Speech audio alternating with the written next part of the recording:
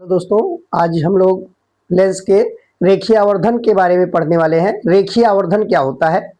तो जैसा कि हम दर्पण के केस में पढ़ चुके थे, तो ठीक उसी प्रकार यहाँ लेंस के केस में भी हम परिभाषित कर सकते हैं कि किसी लेंस द्वारा किसी वस्तु का बना प्रतिबिंब की लंबाई तथा स्वयं वस्तु की लंबाई के अनुपात को हम लेंस का रेखीय आवर्धन कहते हैं।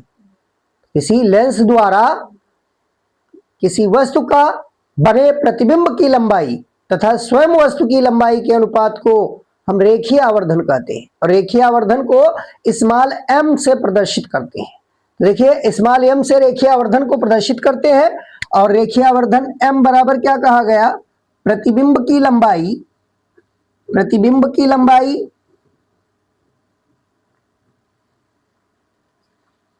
तथा वस्तु की लंबाई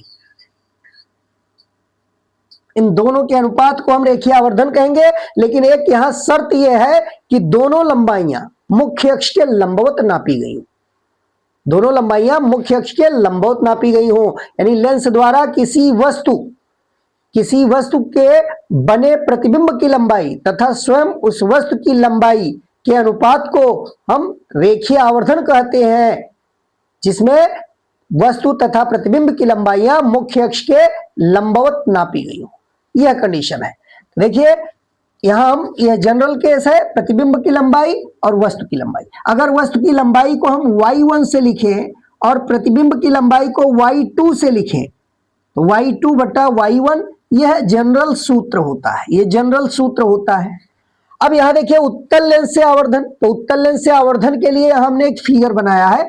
तो उत्तल लेंस से आवर्धन के लिए हम सूत्र अगर निकालना चाहें तो यहां देखिए वस्तु को हमने यहां रखा है 2f डैश दूरी पर, वस्तु को 2f डैश दूरी पर रखा है। और जैसा कि हम जानते हैं उत्तल लेंस के सामने 2f डैश दूरी पर वस्तु रखा जाए तो इसके दूसरी ओर 2f दूरी पर इसका प्रतिबिंब बनेगा और प्रतिबिंब समान आकार का भी होता है। लेकिन यहां हमने मान लिया कि यह भिन्न स्थिति है, थोड़ा हमने इस साइड में ले लिया। 2f डैश की स्थिति यहां है, थोड़ा अलग है, और यहां देखिए 2f से थोड़ा सा भिन्न हम स्थिति ले लें, क्योंकि जैसे जैसे वस्तु नजदीक आएगा प्रतिबिंब भी दूर होता जाएगा, यह हम पढ़ चुके हैं। तो इसमें 2f को इधर कर दिया गया और यहां देखिए वस्तु 2f डैश से थोड़ा आगे कर देंगे और 2f से थोड़ा पहले यहां प्रतिबिंब को दिखा दिया गया है। ये 2f की स्थिति ये है और i डैश यहां हमने लिख लिया है। इसी तरीके से यहां 2f डैश की स्थिति ये है और o डैश ये स्थिति थोड़ा आगे ले लिया गया। तो ऐसे सिचुएशन में वस्तु और प्रतिबिंब की लंबाइयां भिन्न भिन्न होंगी। तो हमने मान लिया वस्तु की लंबाई y1 और प्रतिबिंब की लंबाई y2। और हम जानते हैं मुख्य अक्ष के ऊपर की ओर नापी गई जो लंबाई होती है वो धनात्मक ली जाती है, जबकि मुख्य अक्ष के नीचे नापी गई लंबाई ऋणात्मक ली जाती है और दोनों ही लंबवत नापी जाती है दूरियां। तो यहां हमने अगर इसको y1 लिया जाए प्लस में तो ये उल्टा प्रतिबिंब बन रहा है, इसको हम -y2 इसकी लंबाई लिखेंगे चिन्ह परिपाटी के अनुसार। तो यहां देखिए उत्तल लेंस से आवर्धन के केस में अगर देखा जाए तो हम यहां से क्या लिख सकते हैं, o डैश इसको हम प्लस में y1 लिख सकते हैं, प्लस में y1, और i डैश जो इसका प्रतिबिंब बन रहा है, प्रतिबिंब i डैश इसको हम लिख सकते हैं माइनस में y2 चिन्ह परिपाटी के अनुसार। और लेंस से वस्तु की दूरी u लिखी जाती है, u। और अगर लेंस के सामने की दूरी है तो निश्चित रूप से माइनस में लिखा जाएगा। यहां से हम लिख सकते हैं c से o की दूरी ये माइनस में लिया जाएगा u, और c से यहां देखिए प्रतिबिंब i है, c से i की दूरी अगर कहा जाए, c से i की दूरी तो इसको धनात्मक लिया जाएगा और इस दूरी को सदैव v लिखा जाएगा। लेंस से प्रतिबिंब की दूरी को v से लिखते हैं, v। तो यहां देखिए ये प्लस में v रहेगा। तो इतना केस अगर मालूम है तो इस चित्र के अनुसार देखिए यहां दो समकोण त्रिभुज दिख रहे हैं। एक समकोण त्रिभुज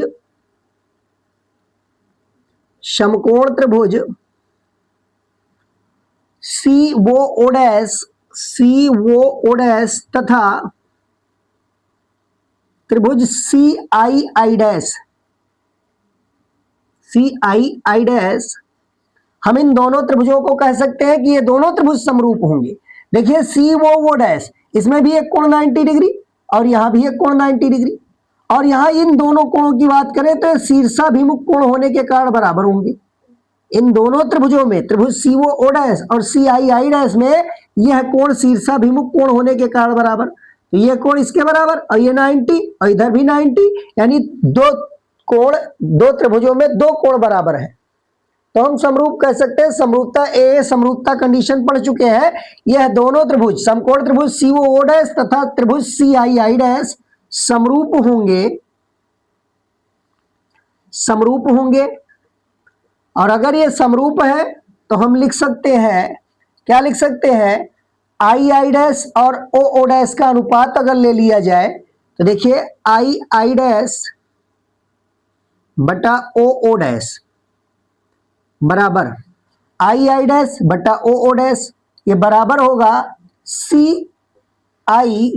CI बटा CO। दो त्रिभुज समरूप होते हैं तो उनके संगत भुजाओं का अनुपात बराबर होता है।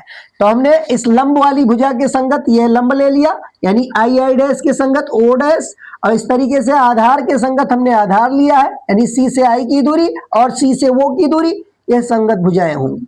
अब यहाँ सारा मान लिखा हुआ है, रख दीजिए। तो इन सारे मानों को अगर रखा जाए तो II डैश की वैल्यू देखिए माइनस में Y2 है, माइनस में Y2, और O डैश की वैल्यू प्लस में Y1 है, और इधर C से I की दूरी है प्लस में V, और C से O की दूरी है माइनस में U।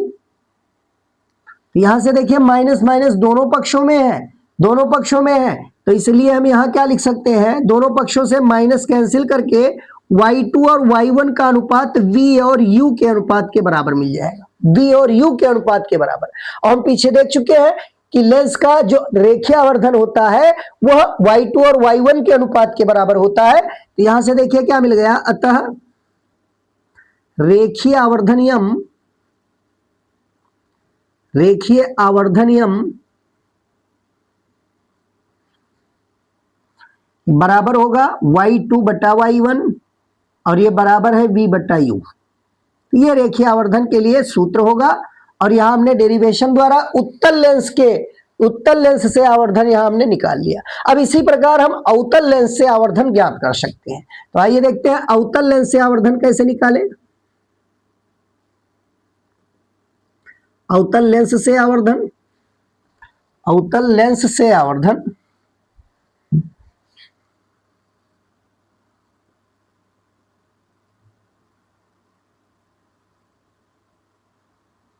अवतल लेंस से आवर्धन, तो बिल्कुल इसी तरीके से इस अवतल लेंस में भी देखिए एक CII डैश है और एक COO डैश, ये दो त्रिभुज दिखाई दे रहे हैं। इन दोनों त्रिभुजों में ये कोण 90 और ये कोण 90, और यह कोण दोनों त्रिभुजों में कॉमन है, एक कोण दोनों में कॉमन है। तो यहां देखिए हम इस त्रिभुज की बात करें अगर, कि त्रिभुज COO डैश तथा त्रिभुज CII डैश समरूप होंगे। तो यहां भी ये दोनों त्रिभुज समरूप होंगे, और समरूप त्रिभुज में हम संगत भुजाओं का अनुपात ले सकते हैं। तो अब देखिए यहाँ COO डैश और CII डैश ये दोनों समरूप है, तो हमें यहां से II डैश पहले लिख लीजिए और OO डैश बाद में। II डैश बटा OO डैश, हमने लंब का अनुपात लिया, अब आधार का अनुपात ले लीजिए। तो C से I और यहां C से वो, इनका अनुपात ले लिया जाए। अब इन मानों को रख दीजिए। तो बिल्कुल यहां भी वही केस लागू करेंगे। वस्तु की लंबाई को हम Y1 लिखेंगे और प्रतिबिंब की लंबाई यहां देखिए सीधी लंबाई है तो यह Y2 ही लिखा जाएगा। यहां सीधी लंबाई है तो यहां Y2 लिखा जाएगा। तो हम देख सकते हैं क्या आएगा। तो यहां देखिए हम क्या देख सकते हैं, I डैश ये प्लस में Y2, प्लस में Y2, और OO डैश ये प्लस में Y1 रहेगा। और C से I की दूरी, तो C से I की दूरी बाईं ओर की दूरी है। हम जानते हैं प्रतिबिंब की दूरी को V और वस्तु की दूरी को U लिखते हैं। प्रकाशिक केंद्र से वस्तु की दूरी U से और प्रतिबिंब की दूरी V से, और ये दोनों ही दूरियां बाईं ओर की दूरी हैं, इसलिए दोनों माइनस में लिखी जाएंगी, माइनस V बटा माइनस U। अब माइनस माइनस मल्टीप्लाई होके प्लस हो जाएगा। यहां से देखिए B बट्टा U कितना आ गया, Y2 और Y1 का मान B बट्टा U के बराबर। अब हम यहां से क्या कह सकते हैं, अवतल लेंस के केस में भी हमको रेखीय आवर्धन क्या मिल रहा है, वही मिल रहा है। अवतल लेंस के केस में भी रेखीय आवर्धन का वही फार्मूला मिल रहा है जो उत्तल लेंस के केस में मिला था, यानी m बराबर y2 बटा y1 और ये बराबर आ रहा है v और u का अनुपात, v बटा u के बराबर। ये कह सकते हैं ये सूत्र वही प्राप्त हुआ जो हमको उत्तल लेंस द्वारा मिला था। तो ये सेम फार्मूला ये दोनों सूत्र में ये दोनों ही प्रकार के लेंसों के लिए लागू होंगे। लेंस चाहे उत्तल हो चाहे अवतल हो, रेखीय आवर्धन v और u का अनुपात y2 और y1 के अनुपात के बराबर होता है। अब दर्पण वाले केस में, अगर दर्पण वाले में कहा जाए और लेंस वाले में, इन दोनों में तुलना किया जाए तो दर्पण वाले केस में प्रतिबिंब की लंबाई और वस्तु की लंबाई का जो अनुपात होता था वो -v बटा u के बराबर होता था। दर्पण के केस में -v बटा u और लेंस के केस में हम +v बटा u अनुपात लेंगे। बस ये बात ध्यान रखिए, कभी ये भूलने वाला नहीं है। अब यहां देखिए, मान लीजिए एक ही अक्ष पर दो लेंस रखे होते, एक लेंस यहां है, एक इसकी बगल और रख दिया जाता, इसका रेखीय आवर्धन m1 होता, दूसरे का m2 होता और परिणामी रेखीय आवर्धन कहा जाता। भाई परिणामी रेखीय आवर्धन कहा जाता, तब कैसे निकालते? यहां देखिए केस, ये ध्यान रखिएगा, यदि एक ही अक्ष पर दो लेंस जिनके रेखीय आवर्धन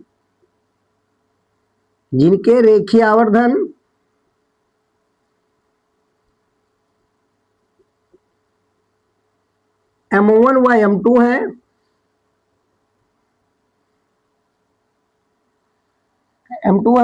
तब इन दोनों लेंसों द्वारा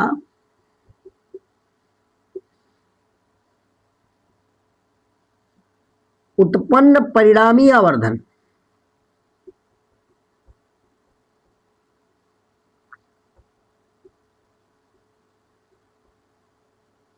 तो दो लेंस के केस में अगर परिणामी आवर्धन को m लिख दिया जाए, भाई दो लेंस एक दूसरे के समीप रखे हुए हो किसी एक ही अक्ष पर और उसके सामने कोई वस्तु रखा जाए तो अंतिम प्रतिबिंब b जहां बनेगा तो उस प्रतिबिंब और वस्तु के लंबाइयों का अनुपात अगर देखा जाए तो उसको और रेखीय आवर्धन के साथ अगर हम तुलना करके निकालें तो ये ध्यान रखिएगा, दो लेंसों के केस में आवर्धन बहुत अधिक हो जाता है, यानी m1 m2 उनके अगर अलग अलग रेखीय आवर्धन है तो दोनों का जो परिणामी आवर्धन होगा दोनों के गुणनफल के बराबर होगा। परिणामी आवर्धन m1 और m2 के गुणनफल के बराबर हो जाता है। इसीलिए जब बहुत अधिक आवर्धन करना होता है तो ऐसे स्थिति में डबल लेंसों का प्रयोग किया जाता है। इसे प्रकाशिक यंत्रों में आगे बताया जाएगा, प्रकाशिक यंत्र में डबल लेंसों का प्रयोग करके प्रकाशिक यंत्र बनाए जाते हैं कि बहुत छोटी वस्तु, जैसे सूक्ष्मदर्शी है, बहुत छोटी वस्तु को देखने के लिए सूक्ष्मदर्शी का इस्तेमाल करते हैं।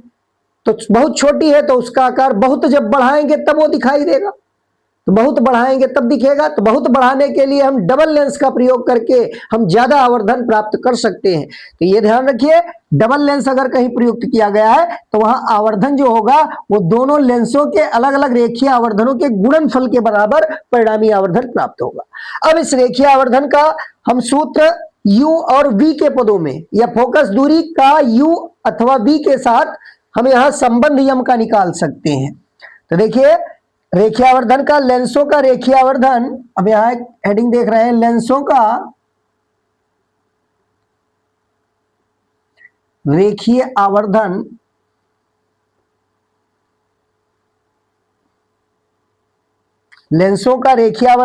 फोकस दूरी f,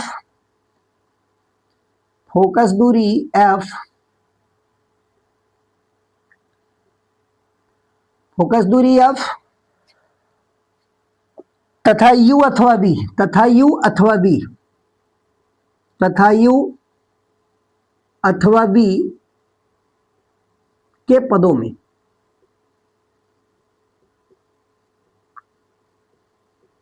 मतलब अब हमें लेंसों का रेखीय आवर्धन फोकस दूरी f u अथवा v के पदों में निकालने के लिए क्या कर सकते हैं, तो देखिए एक मैथमेटिकल यहां से हम फार्मूला यूज कर सकते हैं, उसका डायरेक्ट प्रयोग न्यूमेरिकल में किया जा सकता है। तो हम लेंस का सूत्र पढ़ चुके हैं, तो लेंस का सूत्र क्या है, देखिए लेंस के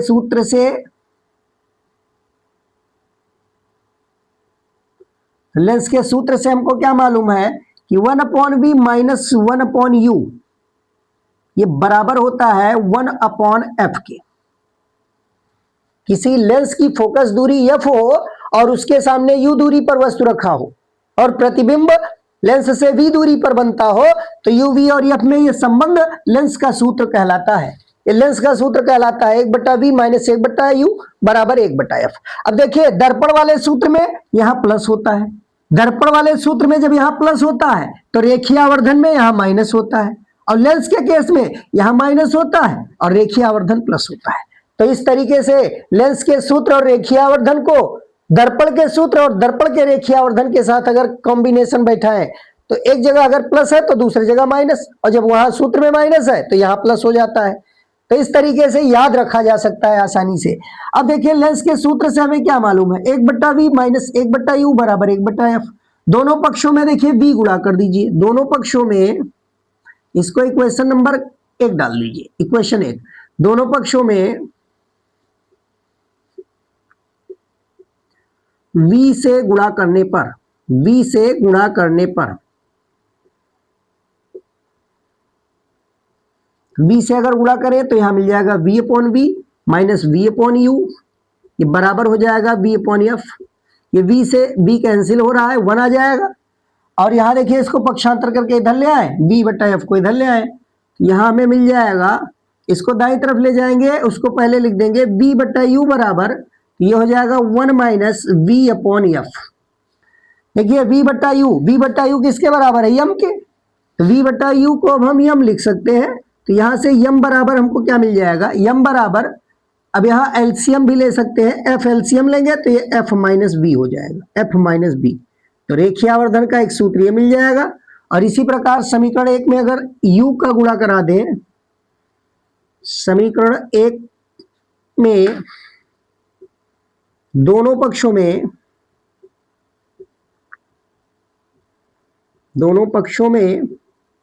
u से गुणा करने पर, u से गुणा करने पर, तो अगर इसी समीकरण में हम दोनों पक्षों में u का गुणा करा दें तो यहां मिल जाएगा u/v माइनस u/u बराबर u/f। देखिए u से u ये कैंसिल हो रहा है, इसके प्लेस पर 1 आएगा।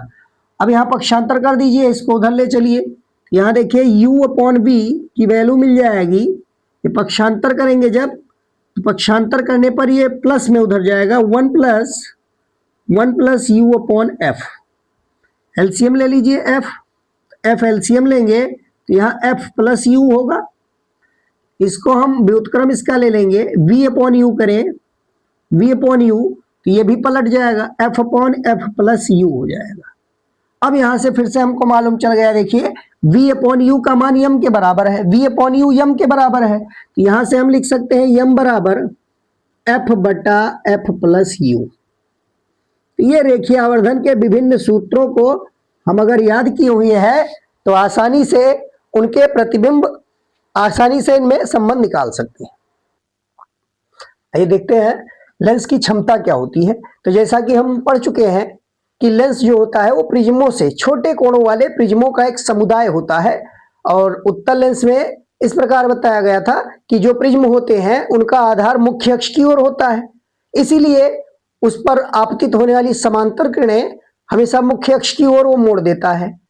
और अवतल लेंस में बताया गया था कि वो ऐसे प्रिज्मों का समुदाय है कि जिसका आधार मुख्य अक्ष से दूर की ओर होता है, बाहर की ओर होता है, इसीलिए अवतल लेंस अपने पर आपतित होने वाली प्रकाश किरणों को मुख्य अक्ष से बाहर की ओर मोड़ता है। यानी दोनों लेंसों का मुख्य कार्य क्या है, प्रकाश किरणों को मोड़ना। तो लेंसों का मुख्य कार्य है प्रकाश किरणों को मोड़ना। जो लेंस जितना अधिक प्रकाश किरणों को मोड़ता है, हम कहते हैं उसकी क्षमता उतनी ही अधिक होती है। जो लेंस जितना अधिक प्रकाश किरणों को मोड़ेगा उसकी क्षमता उतनी ही अधिक होती है। अब जिस लेंस की फोकस दूरी कम है वह प्रकाश किरणों को अधिक मोड़ती है। तो जिसकी फोकस दूरी कम है वह प्रकाश किरणों को अधिक मोड़ेंगी, और जिसकी फोकस दूरी ज्यादा है वह प्रकाश किरणों को कम मोड़ती है, वह प्रकाश किरणों को कम मोड़ती है। तो इस प्रकार जिस लेंस की फोकस दूरी कम होती है उसकी क्षमता उतनी ही अधिक होती है, और जिसकी फोकस दूरी अधिक है उसकी क्षमता कम है। तो हम कह सकते हैं कि लेंस की क्षमता को हम परिभाषित कर सकते हैं कि लेंस की क्षमता लेंस की फोकस दूरी के प्रतिलोम के बराबर होती है, जबकि फोकस दूरी मीटर में मापी गई हो। यानी फोकस दूरी को अगर मीटर में मापेंगे तो उस फोकस दूरी का प्रतिलोम लेंस की क्षमता के बराबर होता है। लेंस की क्षमता का मात्रक डायोप्टर होता है। अगर फोकस दूरी मीटर में मापी गई है तो हम लेंस की क्षमता को परिभाषित कर सकते हैं। देखिए, लेंस की क्षमता को P बराबर लिख सकते हैं 1/f। P बराबर 1/f, जहां f फोकस दूरी मीटर में होना अनिवार्य है, मीटर में। तो जब फोकस दूरी मीटर में मापी जाती है तो फोकस दूरी के प्रतिलोम को हम लेंस की क्षमता कहते हैं, और लेंस की क्षमता का मात्रक होता है डायोप्टर। इसका मात्रक होता है डायोप्टर, जिसको कि D से प्रदर्शित करते हैं। अब लेंस की क्षमता का मात्रक डायोप्टर होता है, इसको हम D से प्रदर्शित करते हैं। और जैसा कि जानते हैं कि उत्तल लेंस की फोकस दूरी धनात्मक होती है, तो ठीक उसी प्रकार क्षमता जो होती है उत्तल लेंस की वह धनात्मक होगी, और अवतल लेंस की क्षमता को हम ऋणात्मक प्रदर्शित करेंगे ऋण चिन्ह के साथ। अब अगर मान लीजिए सेंटीमीटर में प्रयुक्त किया गया हो, यदि फोकस दूरी सेंटीमीटर में प्रयुक्त की जाए, यदि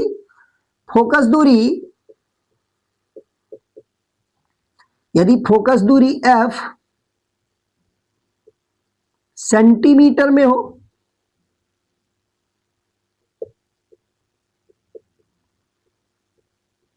तब लेंस की क्षमता का सूत्र हम लिख सकते हैं P बराबर 100/f। अब यहां ये सेंटीमीटर प्रयुक्त किया जा सकता है।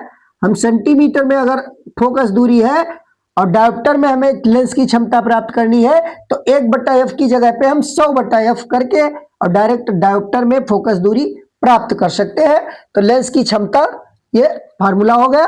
और हम जानते हैं लेंस की क्षमता जो होती है वह फोकस दूरी पर निर्भर करती है। जिसकी फोकस दूरी कम है उसकी क्षमता ज्यादा होगी। अब आइए देखते हैं कि संपर्क में रखे दो पतले लेंसों की संयुक्त फोकस दूरी। तो यहां पहला केस ले रहे हैं जब दोनों लेंस उत्तल हो। तो यहां दो उत्तल लेंस लिया गया है L1 L2। हमने मान लिया इनकी फोकस दूरियां F1 F2 है, और ये दोनों एक दूसरे के संपर्क में रखी हुई है, एक ही अक्ष पर रखी हुई है।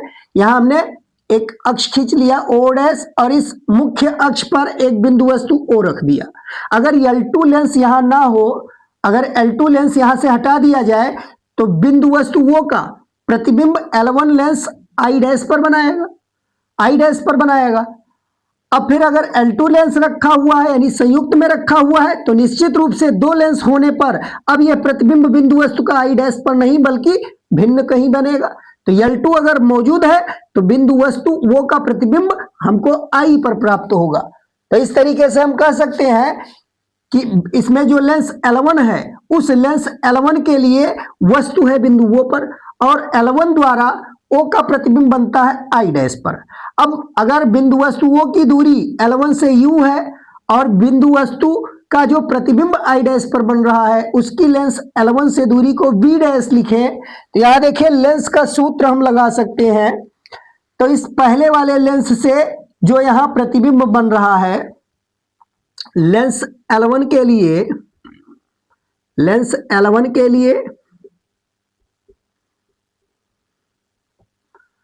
वस्तु O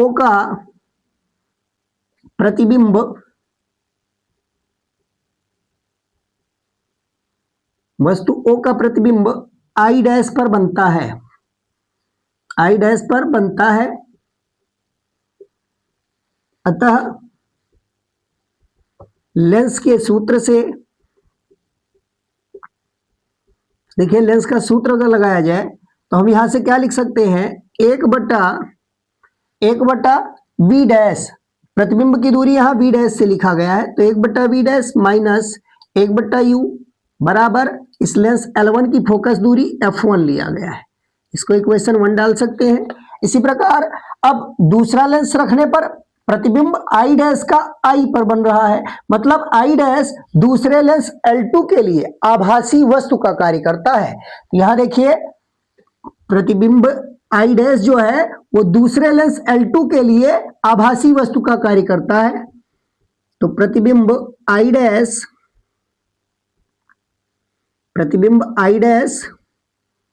लेंस L2 के लिए आभासी वस्तु का कार्य करेगा, आभासी वस्तु का कार्य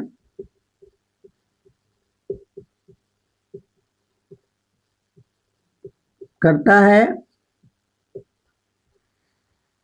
लेंस L2 आई डैश का, लेंस L2 आई डैश का प्रतिबिंब आई पर बनाता है, मतलब लेंस L2 के लिए वस्तु है आई डैश पर और इस आई डैश का प्रतिबिंब आई पर बनता है। तो अब देखिए L2 लेंस के लिए हम लेंस का सूत्र अगर इस्तेमाल करें, यहां देखिए दूसरे लेंस के लिए हम लेंस का सूत्र लगाना चाहते हैं, तो दूसरे लेंस के लिए देखिए लेंस के सूत्र से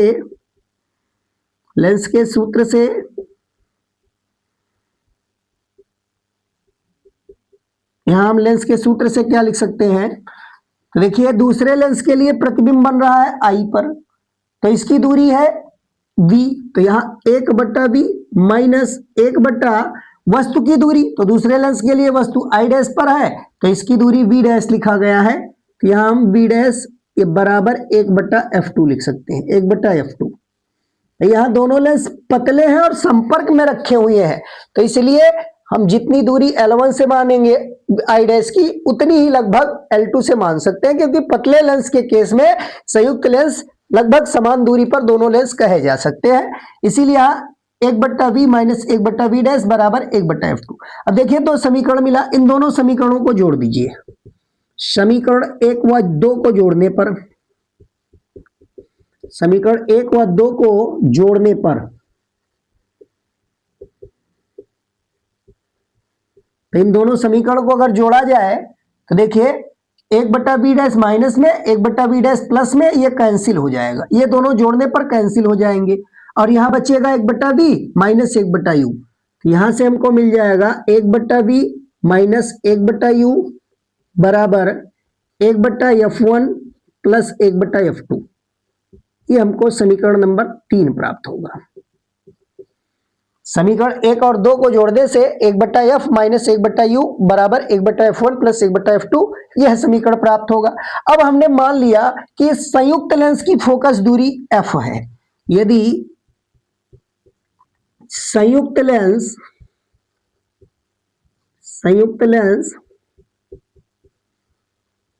की फोकस दूरी f हो, तब भाई संयुक्त लेंस यानी इन दोनों लेंसों को एक लेंस मान लिया जाए या इसके स्थान पर कोई ऐसा एक लेंस रख दिया जाए जो इस बिंदु O पर रखे वस्तु का प्रतिबिंब I पर डायरेक्ट बनाए। इन दो लेंसों के स्थान पर कोई एक ऐसा लेंस रख दिया जाए कि जो O पर स्थित वस्तु का प्रतिबिंब I पर बनाता हो, तो उस लेंस की फोकस दूरी को हमने f माना है कि संयुक्त लेंस की फोकस दूरी f है। उस लेंस को हम संयुक्त लेंस कह सकते हैं। तो देखिए संयुक्त लेंस या इन दोनों के तुल्य लेंस कह सकते हैं कि जो दो मिलकर काम करते हैं, वो अकेला अगर कोई काम करे तो वही काम उस लेंस को हम तुल्य लेंस या हम संयुक्त लेंस मान लें कि इन दोनों का जो व्यवहार है, टोटल व्यवहार बिंदु O पर है, वस्तु O बिंदु पर है और इसका प्रतिबिंब लास्ट में I पर बने। ऐसे लेंस की फोकस दूरी को अगर f मान ले तो इसमें लेंस का सूत्र लगाया जाए। संयुक्त लेंस की फोकस दूरी f हो तब लेंस का सूत्र क्या लगेगा संयुक्त लेंस के लिए, लेंस के सूत्र से देखिए संयुक्त लेंस के लिए अगर लेंस का सूत्र लगाएं तो हम लिख सकते हैं 1/v minus 1/u, 1/v minus 1/u बराबर 1/f, ये समीकरण नंबर 4 लिख सकते हैं। अब समीकरण 3 और 4 की अगर तुलना की जाए, देखिए समीकरण 3 और 4 की तुलना करने पर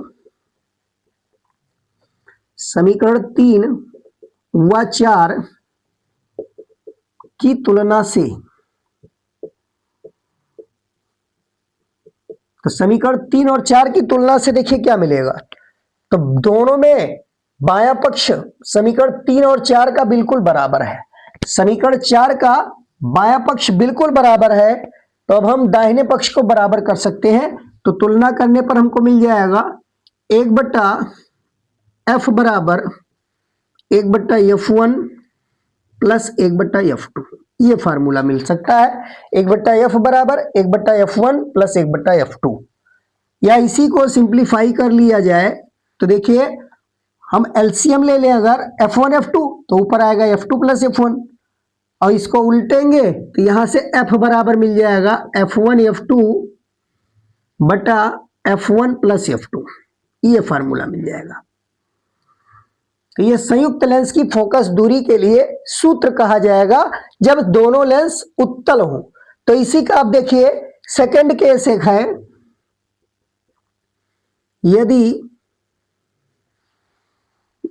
या पहला केस में जब लिखा गया है कि जब दोनों लेंस उत्तल हो, तो उसी स्थिति में हम लिख रहे हैं जब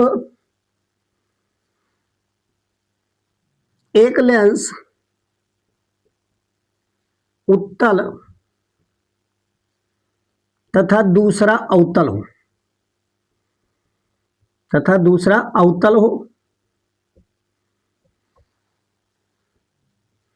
तब क्या होगा। देखिए अगर एक लेंस उत्तल है और दूसरा अवतल है, तो हम जानते हैं उत्तल लेंस की फोकस दूरी धनात्मक होती है और अवतल लेंस की फोकस दूरी ऋणात्मक होती है। तो जब एक लेंस उत्तल और दूसरा अवतल है, तो हम यहां से लिख सकते हैं कि f1 उत्तल अगर कहा जाए तो f1 पॉजिटिव और f2 जो होगा वो निगेटिव होगा, f2 हम निगेटिव लेंगे। तो इसी सूत्र में हम संयुक्त लेंस की फोकस दूरी अगर निकालें तो f बराबर मिल जाएगा, एक को हम निगेटिव ले रहे हैं दूसरे को पॉजिटिव, तो ऊपर आ जाएगा -f1 f2, ऊपर आ जाएगा -f1 f2, और नीचे आ जाएगा f1 पॉजिटिव है और f2 निगेटिव है, तो ये हो जाएगा f1 माइनस f2। तो f बराबर -f1 f2 और यहां हो जाएगा f1 माइनस f2, या नीचे से माइनस कॉमन ले लिया जाए, माइनस कॉमन ले लिया जाए तो यहां देखिए f बराबर क्या मिलेगा, माइनस माइनस प्लस कर लेंगे, ये हो जाएगा f1 f2 upon f2 minus f1, f2 minus f1, ये कहा जा सकता है। अगर एक लेंस उत्तल है और दूसरा अवतल है, तो एक उत्तल और दूसरा अवतल लेंस के केस में संयुक्त लेंस की फोकस दूरी का यह फार्मूला होगा, और जब दोनों लेंस उत्तल है तब संयुक्त लेंस की फोकस दूरी का यह फार्मूला होगा। अब यहां देखेंगे, हम इसके विभिन्न केसों को देखने वाले हैं। देखिए पहला केस क्या ले सकते हैं, यदि f1 बड़ा हो f2 से। देखिए इस सूत्र में जब एक लेंस उत्तल तथा दूसरा अवतल है, तो ऐसे सूत्र में संयुक्त लेंस की फोकस दूरी f बराबर f1 f2 बटा f2 माइनस f1। अब इसमें हमने ले लिया कि यदि f1 बड़ा है f2 से, f1 अगर बड़ा है f2 से, तो f2 माइनस f1 करने पर यहां माइनस में उत्तर आने लगेगा। तो यदि f1 बड़ा है f2 से, तो संयुक्त लेंस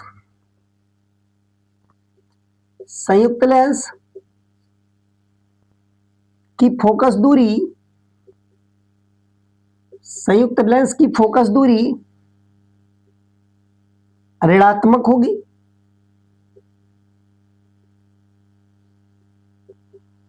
अतः संयुक्त लेंस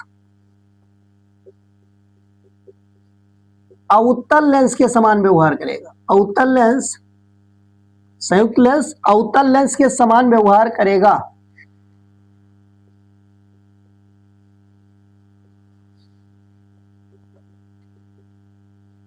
अवतल लेंस के समान व्यवहार करेगा। अब इसका दूसरा केस देखिए, यदि F1 छोटा है F2 से, तो F1 अगर छोटा है F2 से, F1 अगर छोटा है F2 से, तो निश्चित रूप से यहाँ F2 में से F1 घटाने पर धनात्मक वैल्यू मिलेगी और F टोटल धनात्मक मिलेगा। तो यदि F1 छोटा है F2 से, तो संयुक्त लेंस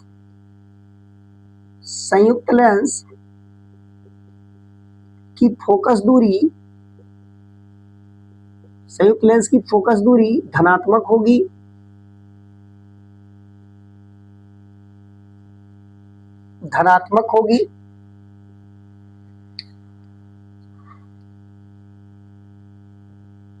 यहां भी होगी, ये होना चाहिए, ऋणात्मक होगी और यहां धनात्मक होगी। अतः संयुक्त लेंस उत्तल लेंस के समान व्यवहार करेगा, उत्तल लेंस के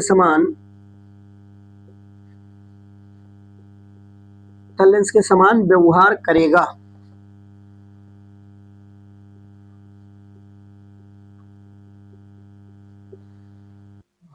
यदि F1 लेस देन F2 यानी F1 छोटा है F2 से, तो संयुक्त लेंस की फोकस दूरी धनात्मक होगी। यहां से देखेंगे F1 अगर छोटा है F2 से, तो यहाँ F की वैल्यू धनात्मक आएगी और ये संयुक्त लेंस जो होगा दोनों लेंसों का, वो उत्तल लेंस के समान व्यवहार करेगा। और एक इसका तीसरा केस है कि यदि F1 बराबर F2,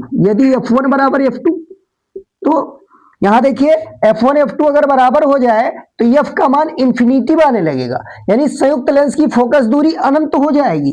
तो संयुक्त लेंस की फोकस दूरी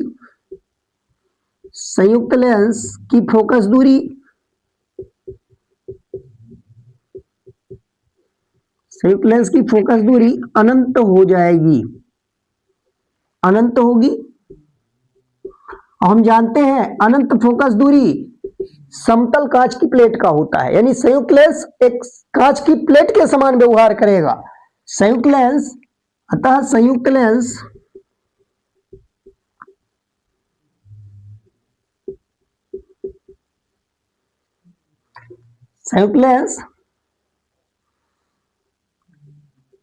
समतल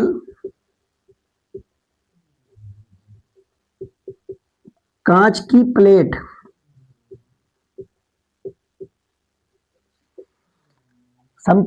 प्लेट के समान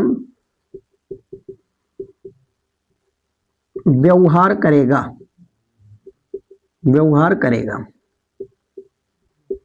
तो इस प्रकार यहां इस सूत्र के आधार पर अगर एक लेंस उत्तल है दूसरा अवतल है, तो संयुक्त लेंस की फोकस दूरी F और F1 और F2 के भिन्न भिन्न मानों के आधार पर हम भिन्न भिन्न कंडीशन प्राप्त कर सकते हैं कि जब F1 बड़ा है F2 से तो संयुक्त लेंस अवतल होगा, और जब F1 छोटा है F2 से तो संयुक्त लेंस उत्तल होगा। और अगर दोनों की फोकस दूरियां बराबर हैं तो इस प्रकार यह एक समतल कांच के समान